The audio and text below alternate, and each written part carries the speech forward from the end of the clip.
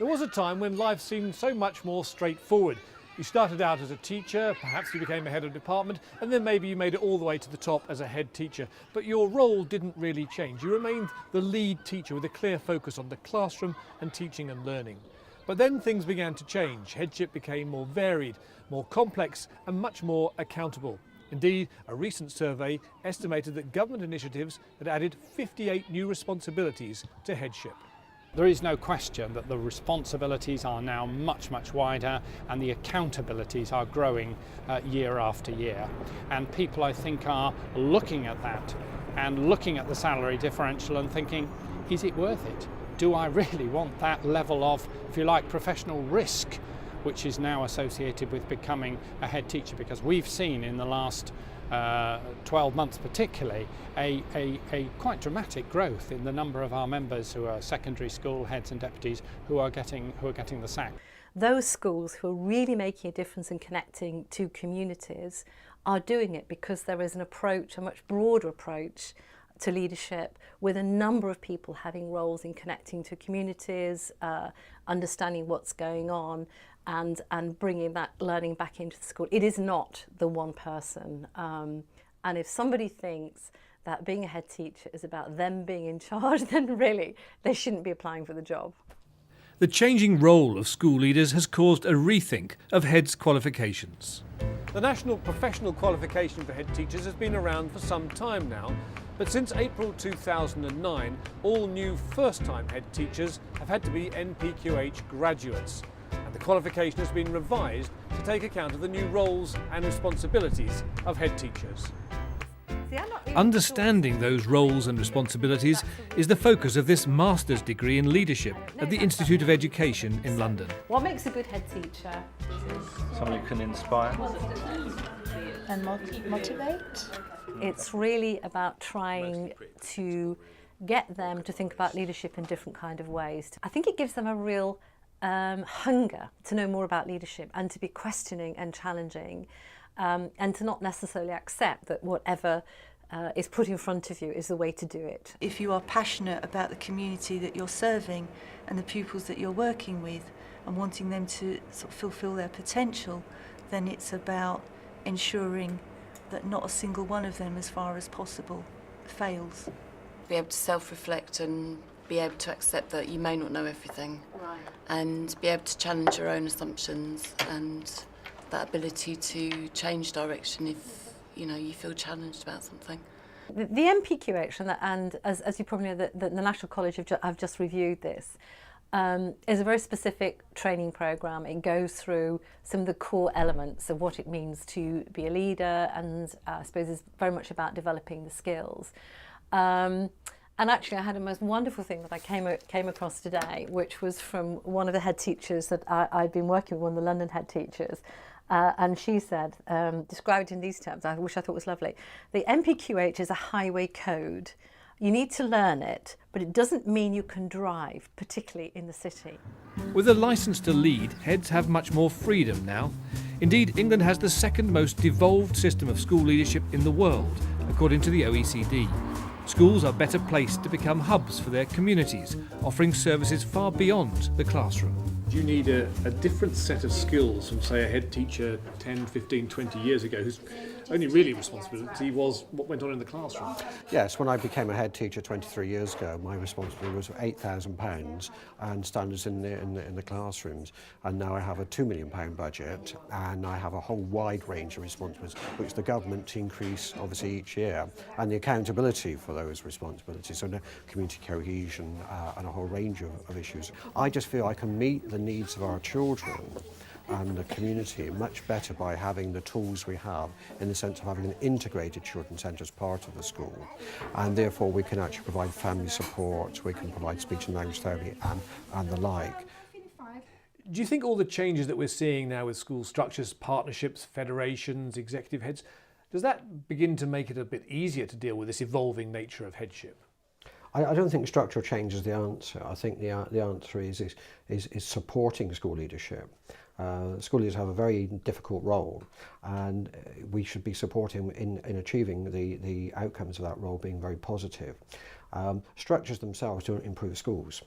And I think just labelling or relabelling, and I think that the government needs to take on board that every school tries to be as best it possibly can with its children, trying to have impact on their learning. If you knew how it was going to change back then, would you still, do you think, have gone for headship?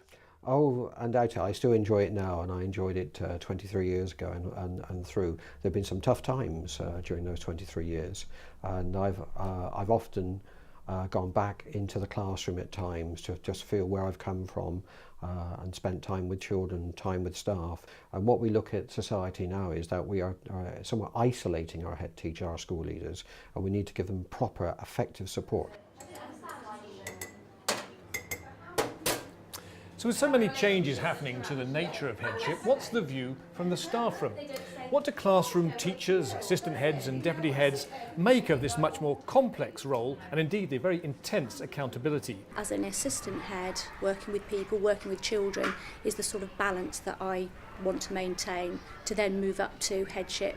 The balance slightly alters, and the involvement with managing adults, perhaps more, not being with the children so much, the balance would shift, so that wouldn't suit me. You know, I'm trained to be a teacher so I can be in the classroom with the children, and I think it would take a lot to be able to take me out from that. We have more of a role with the children, or rather than the kind of executive kind of decisions. We drive from the vision of the head, but we still, you know, we're sort of the ground force driving forward. Although you've done the NPQH, qualified to apply to become a head teacher, you've decided for now that that's not something you're going to do.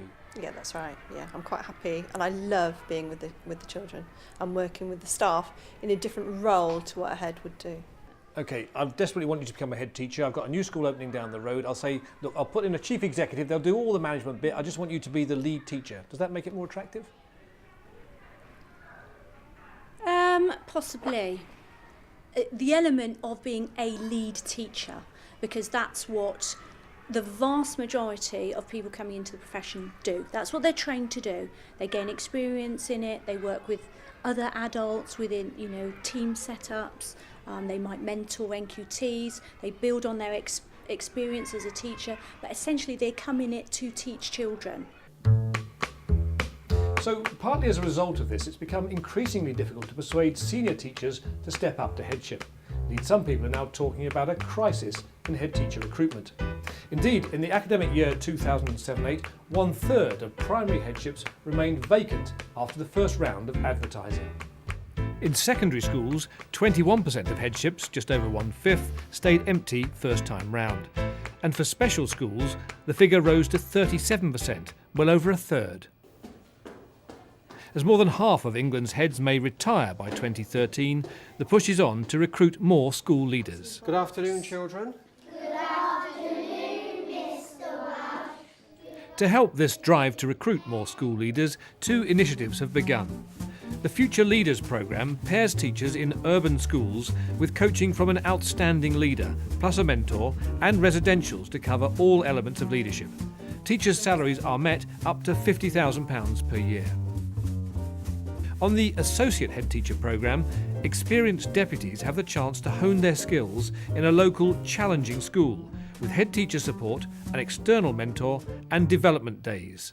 This cost is met by the National College for School Leadership. Now, there was a time when there was just one simple classical model of school organisation. You had one freestanding school with one head teacher answerable to one governing body. But now, just as Mike Welsh's approach to head teaching has changed, so too have the number of different models of school organisation. There's the original model of one head, one school, one governing body, called single schools. 2 or more schools working with a single governing body is called a hard federation. There may be one head per school or fewer, depending on local choice. In a soft federation, each school keeps its own governing body but may share head teachers. There is a strategic governing body committee.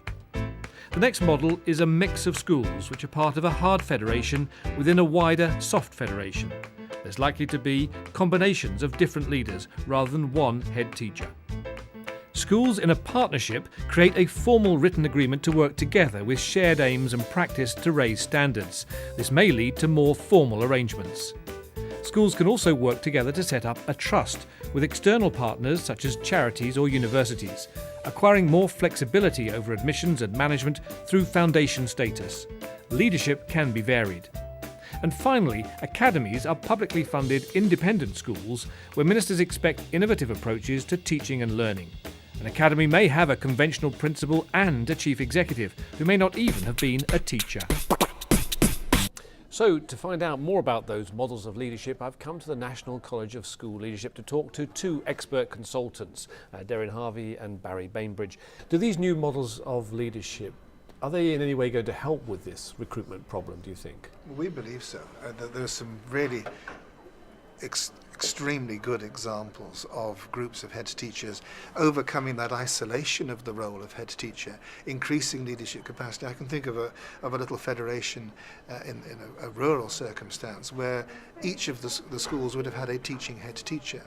Now they've federated, they've got an executive head who is non-teaching with heads of school in each of the tiny schools that go with it. A leadership team of 4, where previously there were 3 individual and isolated head teachers. That makes the whole thing much more attractive than it otherwise would have been.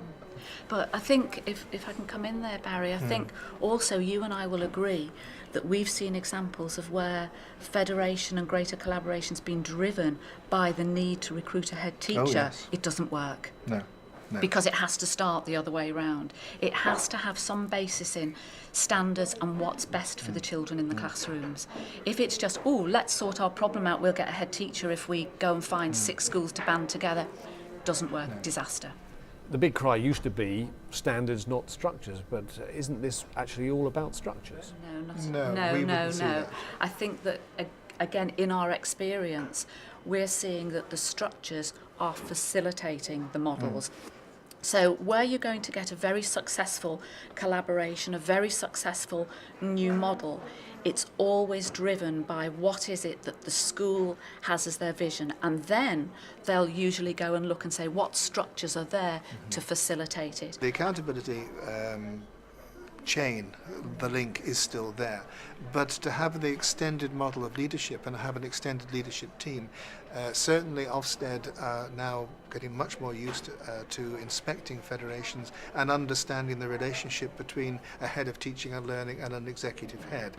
In March 2009, ministers revealed plans for accelerated headship programmes as part of a reform paper.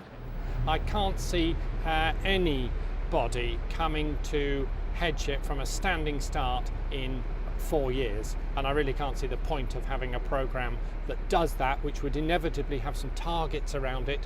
The target shouldn't be around getting X number of people into headship in Y years. It should be actually about helping people to become successful head teachers. There are certainly some big challenges ahead for school leadership. There's absolutely no sign of any reduction in the high levels of accountability faced by head teachers. But it's just possible that the evolving new models of leadership, with a greater emphasis on partnership and collaboration, will make the job more attractive.